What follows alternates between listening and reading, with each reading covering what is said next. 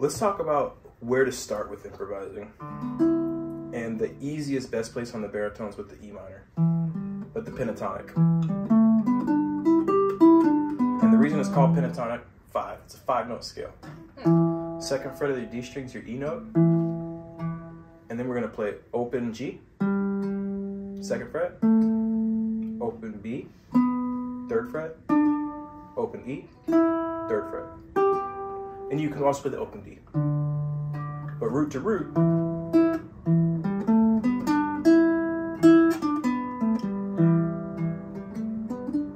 yep. But that sound, I mean, those mistakes aren't what improvising is, right? So you can do that over 3 different chords and it's gonna sound perfect. If I strum an E minor and you play those, just go ahead and, in any order you want, any way you want.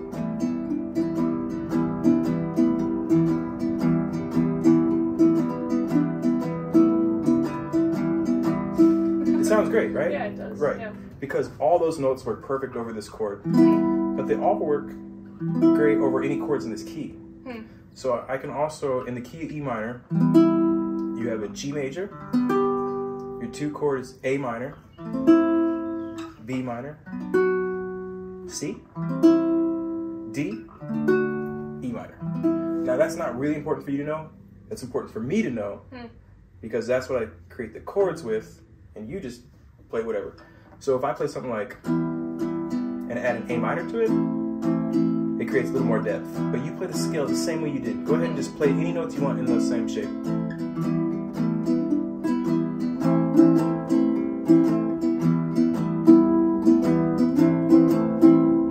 And see how when I play an A minor, same notes, different feel.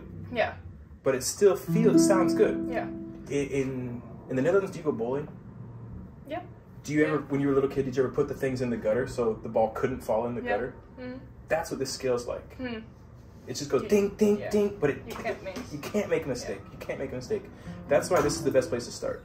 Now, same scale, but if we treat the G as the home point instead of the E, it sounds happy. I can go, and now it's a major scale.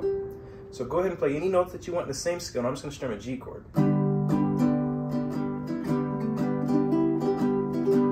Different feel, same notes, right?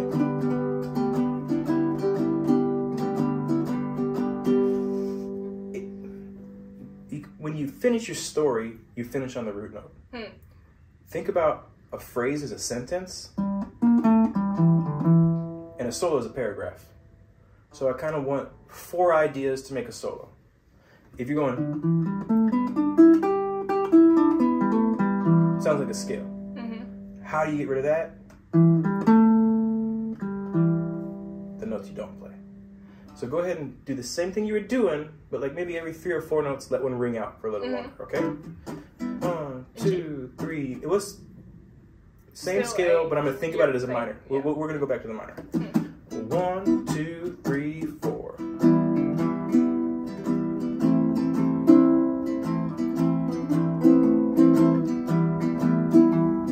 See, and now we got a full-blown solo.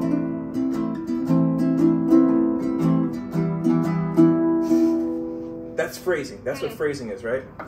Yeah. You can think about it as a motif. One easy way to do is if you find an idea that you like, repeat it.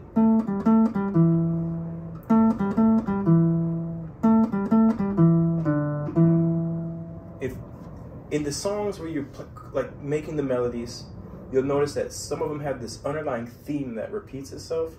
Solos work the same way.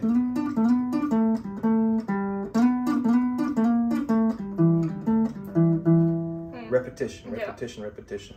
Okay. I kind of think about them as A, like repeat, repeat, a little different, repeat. So let's see if we can put a little bit of that sauce in there and see if it feels a little different. And this time I'm going to play E, but let's add a major chord to it. Let's go E minor and D, so you can hear a little different because the chord will make the color.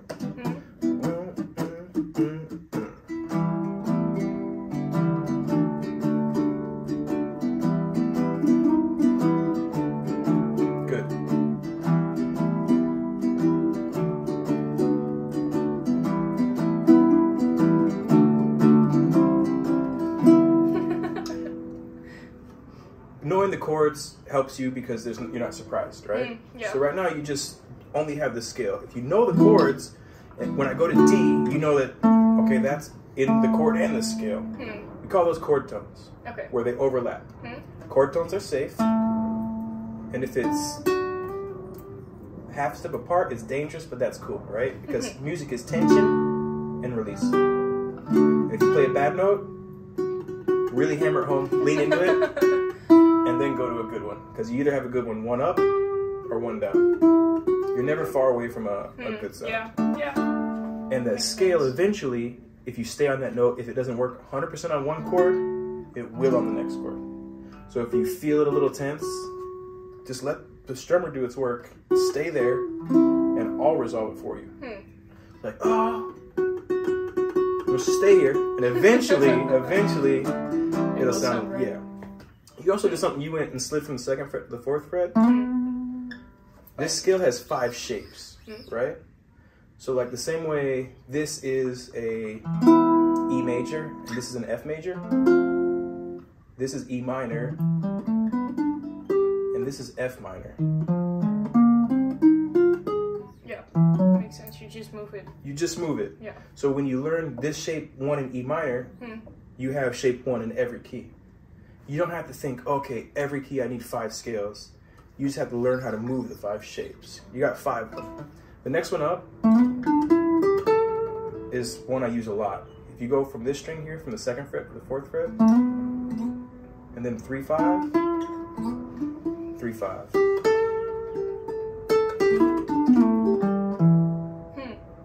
Now you have twice as much vocabulary.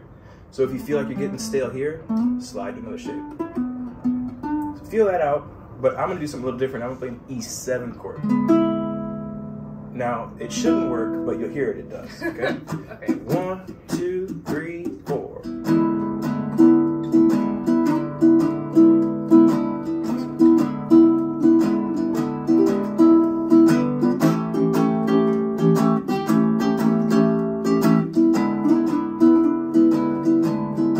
Good, keep going.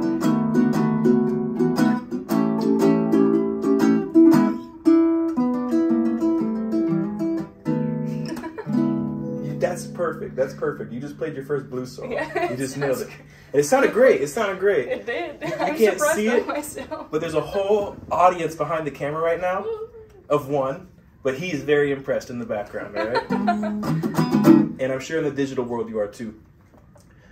It's like, you don't overthink it, right? Yeah. You just...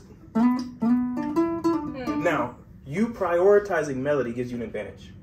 A lot of people prioritize this. Yeah. Nothing wrong with that, but it's gonna feel more foreign. By taking the time to learn some melody, your picking technique, your clarity, that's all good, right? So, let's actually do this, what we just did intentionally, and let's do it one more time. This is what makes blues so forgiving and so good for this. We're in E blues, so it's kind of a major chord, but you use the minor scale. And that's why it sounds cool. Okay? So I'm gonna run through it. E7, A7, and then B7. And it's just gonna sound cool. Okay? And those 2 shapes. And if your ear feels it, you know, you can explore the 3rd, it's up there. But you can do a lot of damage with just 1 and 2. Okay. 1, 2, 3, 4.